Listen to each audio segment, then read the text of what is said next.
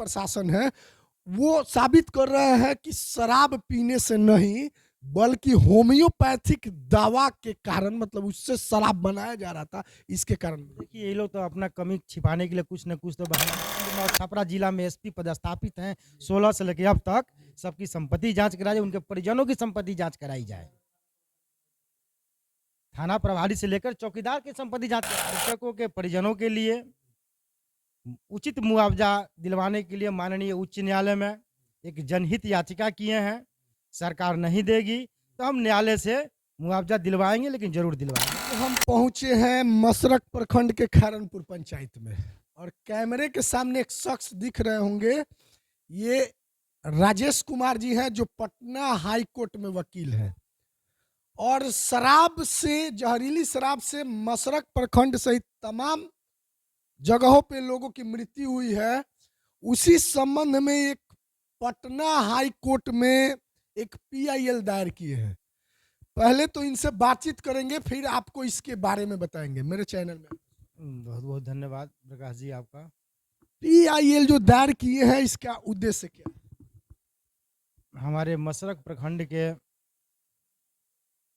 विभिन्न गांवों में जहरीली शराब से सैकड़े से ऊपर लोगों की मृत्यु हो गई, जिसमें सरकार का मुआवजा का प्रोविज़न है, लेकिन माननीय मुख्यमंत्री भरी सदन में कहते हैं कि जो पिएगा वो मरेगा।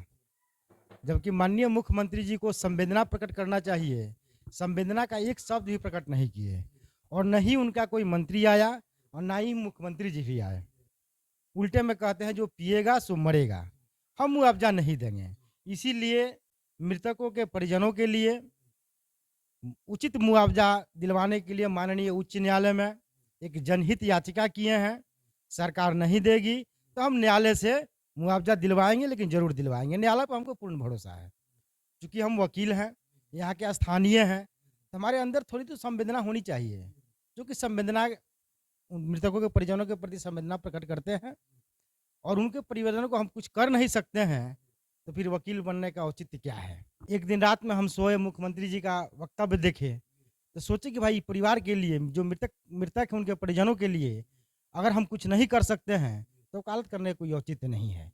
क्या लगता है कि जो पीआईएल दायर किए हैं उसके बाद जो मृतक के परिवार है उनको मुआवजा मिलने की संभावना है अथवा नहीं? हमको न्यायालय पर पूर्ण भरोसा है, न्यायालय मुआवजा दिलवाएगा, पूर्ण भरोसा है, भरोसा है।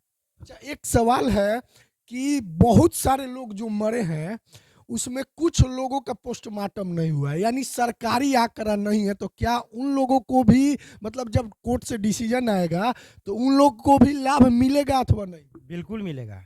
इसका हम जनहित याचिका के पैरा नंबर 9 में इसका हम जिक्र कर दिए हैं कि बहुत से ऐसे मृतक हैं जिनको प्रशासन द्वारा, चौकीदार द्वारा, स्थानीय थाना द्वारा जबरदस्ती पोस्टमार्टम न करा करके, डरा कर, धमका करके और डेड बॉडी को डिस्पोजल करा दिया गया है, जिसका जिक्र हम किए हैं, पेपर में भी आया है, जिसका जिक्र भी हम इस रीट में किए हैं। आप सबसे ज्यादा इसमें, मतलब प्रशासनिक स्तर पे दोषी किन को मानते हैं? मतलब आपके नजर में सबसे ज्यादा इसमें प्रशासनिक स्तर में दोषी कौन? सरकार से लेकर के जितने सरकारी कर्मी हैं सब दोषी हैं। यहाँ कहीं ना कहीं सरकार और सरकारी तंत्र विफल है। विफलता की वजह से ही है कि पूर्ण शराबबंदी के बाद में भी आखिर शराब मिल कहाँ से रहा है, शराब आया कहाँ से आया, ये तो सोचने वाली बात है। बिहार के मुख्यमंत्री श्री नीतीश कुमार जी का स्टेटमेंट आता है कि जो पिएगा वो मरेगा। हमने तो 2016 से शराबबंदी कर दिया है, तो फिर लोग क्यों पी रहे हैं? अब बेचवा रहे हैं तो लोग पी रहे हैं। मुख्यमंत्री शराब थोड़ी बेचवा रहे हैं, उनका प्रशासन बेचवा रहा है। प्रशासन कहीं ना कहीं विफल है इसमें। अब मुख्यमंत्री के नज़र में है कि शराब बिक रहा है।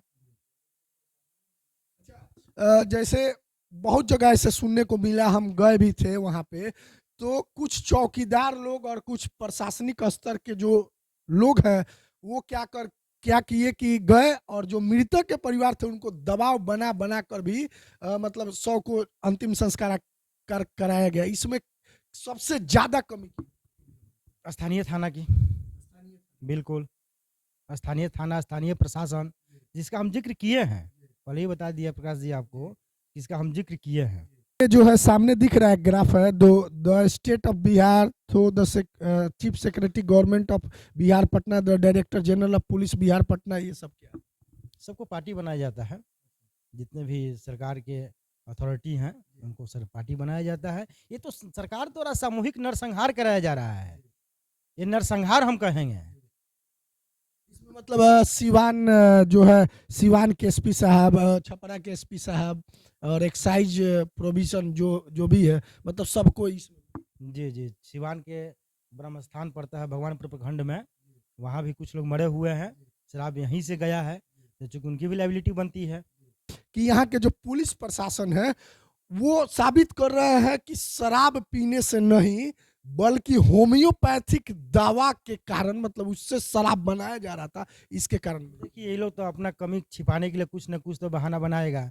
जैसे हम पेपर में ही यहाँ के थानाध्यक्ष का स्टेटमेंट पढ़े, कोई जांच आई थी, उसमें वो बोले कि कटहल का पेड़ गिर गया तो शराब का ड्रम फट गया और शराब बह गया, जो कि पेपर में ही निकला है, जिसका हम पेपर कटिंग लगाए हुए हैं कि थाने से ही शराब निकला है।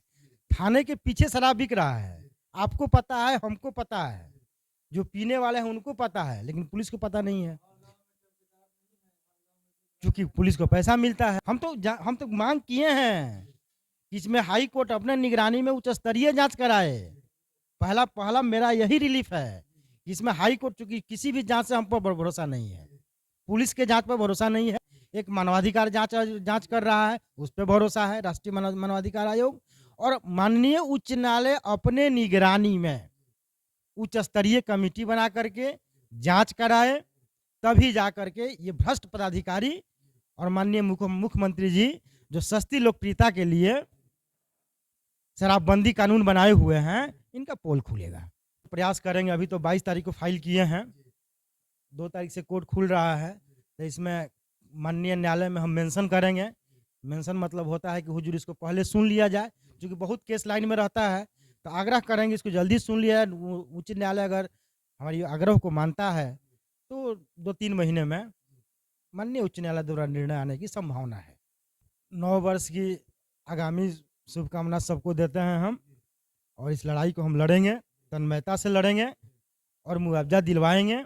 मुझे लगता है कि मेरे चैनल पर पहला ऐसा सवाल उठा था कि 2016 के बाद यदि चौकीदार और थानेदार की संपत्ति की जांच की है ना, तो दारू और बालू का पैसा काफी ज्यादा। हम तो कहे हैं कि उच्च स्तरीय जांच करा करके जितने भी मसरक प्रखंड में और छपरा जिला में एसपी पदस्थापित हैं 16 से लेकर अब तक, सबकी संपत्ति जांच कराई जाए, उनके परिजनों की संपत्ति जांच कराई जाए।